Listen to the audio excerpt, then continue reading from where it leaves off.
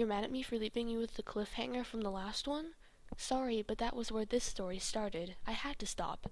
But now you're here again. No need to hold a grudge. Here we go. So, I had logged on to AJ through the account named Dark Jamaa. It took a long time for it to actually log in, and when I got in, I wasn't anywhere I've seen. It, I was placed in a dry, desert-looking area with skulls of dead tigers littered everywhere. There was no animal either.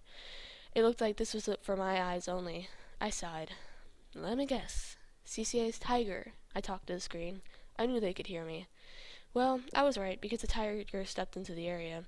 And wow, the tiger was a sight. Half of the tiger's face was gone, yet the eye was still in place, and it rested loosely in a bone cradle. I honestly had enough of bones that day. Hello, the tiger said with a small smile. There was a sly and sneaky attitude to this one, I could already tell.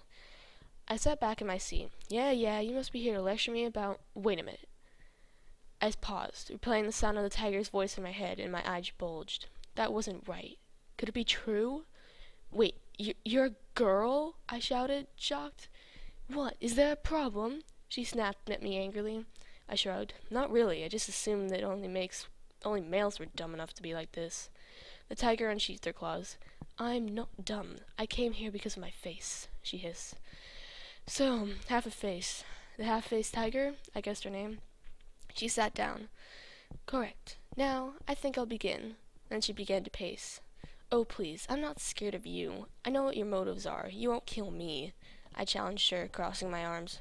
Motives? Oh, honey, you have no idea what motives are except for that fool's, the eyeless fox, she growled. She shouldn't have told you the backstory. But he didn't know you'd come back. You spread the word to your closest friends, and now we could be exposed. But it doesn't matter now, does it? I suppose I could tell you our motives now.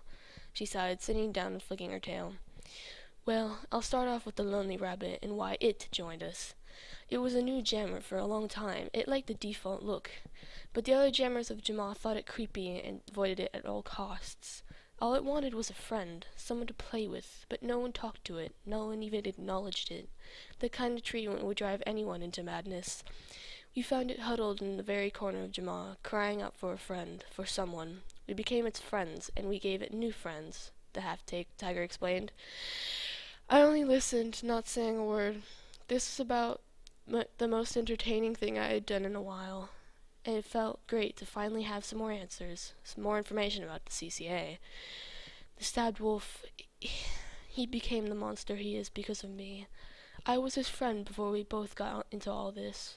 Then I disappeared, and he had the crazy notion that I was taken by one of the jammers. So he took a sword, a regular jammer's item, and used his rage and hurt to turn it into a real weapon. And once he killed one, it was just too fun for him to stop. The Phantoms heard of his actions, and they recruited him. We were back together as friends, but he was addicted to killing, and he kept his corpses with him, always, she said softly. You feel guilty. You're guilty for bringing him into this. The first of the CCA to feel emotion. Real, selfless emotion. The Bone Dragon?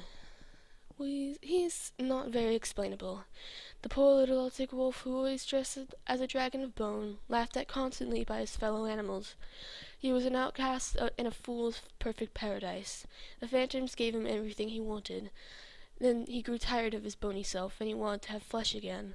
And by eating other animals' flesh, he thinks he will grow back. Mad, that one is. He may be qualified for the CCA, but he doesn't have a brain. Literally, she mumbled. And what about you? I pressed.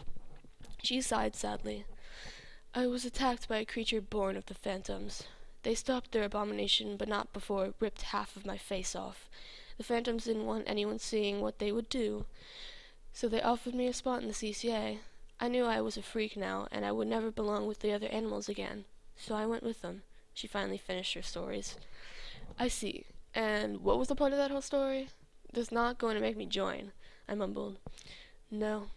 That was to show you that you have no emotions left. A human like you would have felt bad or sorry for these poor animals, what led them astray from the tyranny of the alphas. They only ended up this way because of the raw emotions they felt, the half-tiger growled. I realized that she was right. I hadn't felt even one bit of sorrow or anything. Evil or not, these animals needed some sympathy.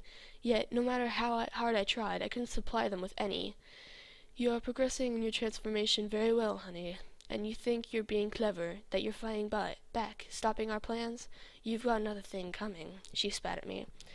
Tell me this, half-faced tiger, I spoke suddenly. If the members of the CSA aren't supposed to have emotions, then aren't you breaking the rules? I asked very seriously. Boy, if your leader found out, I bet it'd be terrible for you. Ha! Blackmailing the CCA. Her eyes seemed to spark with rage as she pounced, and wham! Her half-ripped-off face was right in the screen, so close that I could see the veins that once connected the eyeball to the inside of the skull. I shuddered as she spoke. You don't even know him yet. You can't tell him if you never met him, she said slyly. Face the facts, honey. Your lack of emotions and craziness that's continuously growing will make you join us. In the end, your worst enemy is you in this. I narrowed my eyes. So, what are you gonna do? The signature ending? Killing my animal? Oh wait, there is no animal, I fake gasped. What are you gonna do now? Just walk away? I teased. She also narrowed her eyes. I'm not much of a killer as the others. Mind you, I do kill. I don't like killing animals important to us. Every time we kill one of your animals, you always seem to hate us more. I told my leader that. He lets me not summon an animal to you. It's not like we need one here to talk to you. The barriers are coming down, and no one will be safe after they do, she said. Barriers? What barriers? I asked, suddenly intrigued. No more information for you, honey. More than enough has been shared this night, she told me. And what you said about walking away, that sounds like a better option this time. And I could only stare at the screen as I saw her do exactly that. She walked away.